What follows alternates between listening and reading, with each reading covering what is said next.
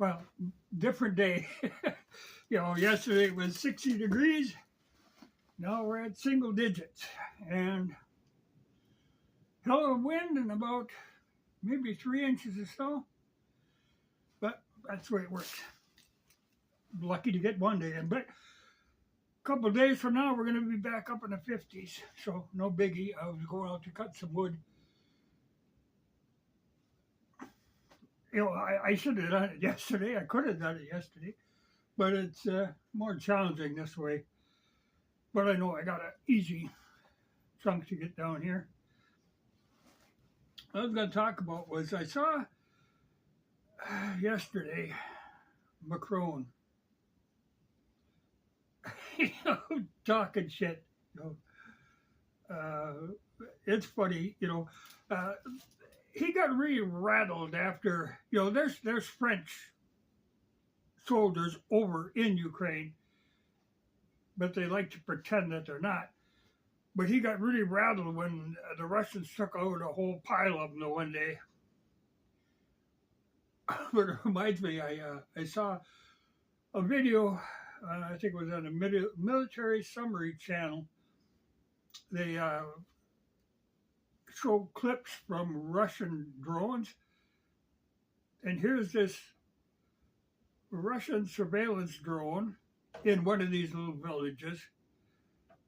And his drone is flying, and here you see two soldiers coming down the street toward the drone. And all of a sudden they spot the drone, and they're running. And it's funny because when they made the corner, they turned off on a side street. The one soldier, as he makes the corner, he just throws his gun. And I'm thinking, you tell me that ain't a Frenchman?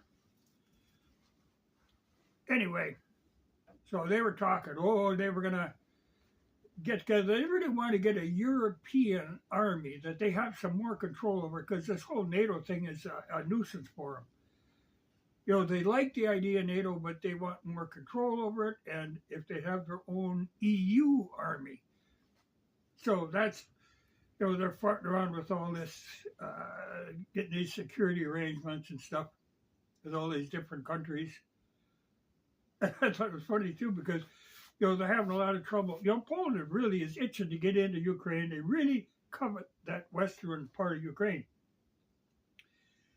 And I think Lukashenko was just kind of trolling them, from Belarus, because he's a comic sort of guy. But he was saying, well, if Poland invades Ukraine, Ukraine should give them a call, and Belarus will help them out. Keep them Poles out. But, there's going to be a ruckus there eventually. Even now, where these Poles have been, the farmers have been dumping. I saw the one where they had a whole line of rail cars from Ukraine, and the Poles came along, just opened the doors and spilled it out on the ground. They're really getting fed up with that whole deal. What do you think he wants to put together a European army to go in there. So it wouldn't be NATO, so you can't say that. It would be, the EU kind of on their own. But of course, as soon as Macron says that, then Germany, everybody else will say, oh, no. But for him to have said that, I'm sure they've been scheming on this, getting something going. But it's kind of like those Baltic countries up there, Estonia and Lithuania. They really, Kaliningrad just drives them nuts. It's just sitting right there. And they've been talking trash, man. They want to get at that. And here they're, stupid little countries. They're counting on NATO to back them up. But I swear to God, if they get too lippy and Russia gets fed up or Belarus gets fed up,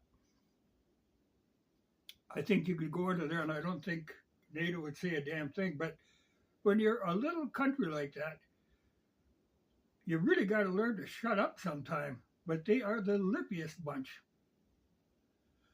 But something's going to blow up there because they really want to get at Kaliningrad in the worst way. But I've never seen people make so much racket. You know, for, like I say, a small country, they are really running their mouths all the time. You just, but that's what happens when you have an organization like NATO. You know, these little countries always think, yeah, they can say anything they want or do anything they want because they've got the backing from NATO. But I don't think you're going to find that to be true. You got to learn to just cool it a little, or they will disappear. Because they're right on the line, the first to go. If things get ugly, they're going to be gone.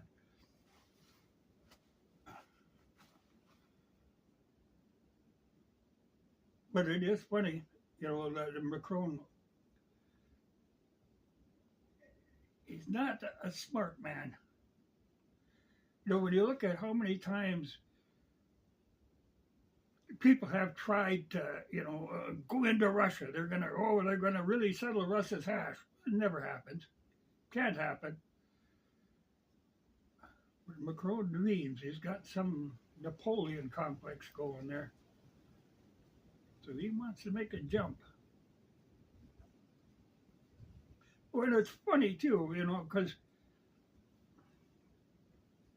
it wasn't that long ago when he was going to make a little trip down to Odessa, and all of a sudden they had to call it off because the security told him that the Ukrainians were actually planning on assassinating him when he was there, and then try to blame it on the Russians. So I said, whoop, you didn't dare go down there.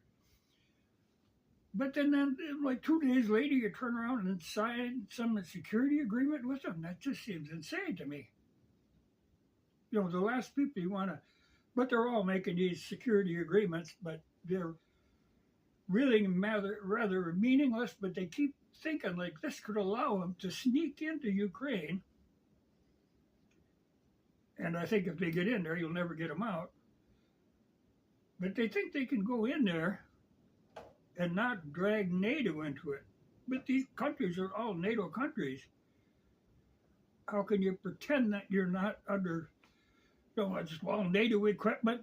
And I can't believe that they would be foolish enough to think that they can do that and there wouldn't be a reaction to that. But they want to try it. But, you know, there'll be a lot of dead Frenchmen. And the Poles, they're trying too. Well, of course, they have a little problem now because the Polish-Ukrainian border is pretty well shut down by those farmers because they don't want nothing coming out of Ukraine anymore. So I think they'd have to do a kind of a detour to get into Ukraine. A lot of nonsense, though. But it's all going to end badly, these crazy schemes like that. Well, I'm going to cut my wood. She's too cold to be sitting around in here. And I'm not going to start up the stove. But I think we got like 24 hours of this cold. Well, it'll be warm again. And I can be back on the bike once the snow melts. But it's kind of funny snow too. It ain't wet heavy snow. It's powdery stuff that blows all over. And like I say, there's a hell of a wind. So I don't think I'll have to plow roads. It's going to blow right off the roads. And really, unless you get over 4 inches, it's not worth plowing. When, like I say, in a day or two, it's going to be gone anyway. But we'll see. But it reminds me, it is still winter, despite the fact that it's been so damn nice. And we'll see if the frogs make a jump. It'll be interesting.